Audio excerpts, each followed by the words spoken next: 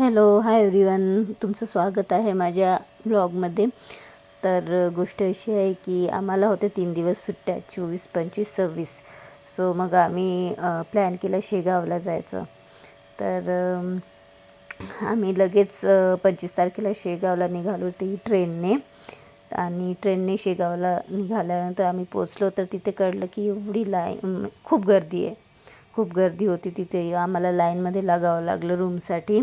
तिथे खूप मोठा हॉल होता आणि तिथे सगळेजण चेअरवर असे बसले होते. पहिले तर आम्ही पायी असं लाईनमध्ये लागलो. त्याच्यानंतर हॉलपर्यंत पोचलो. हॉलमधूनही अशी खूप मोठी लाईन आहे. असं जिथे चेअर्स आहे चेअर्सवर सगळेजण बसलेले आहेत तिथे.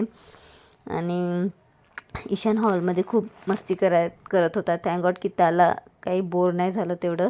हे बघा, हॉलमध्ये एवढी मोठी सगळेजण चेअरवर असे बसलेले आहेत रूमसाठी.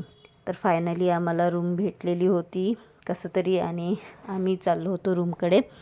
तर इकडे शेगावला आल्यावर एक वेगळीच फीलिंग येते. अशी एकदम छान असं वाटते मनाला, एकदम शांतता. तर आम्ही रूमकडे जात होतो. बस सांगेन मी तुम्हाला नेक्स्ट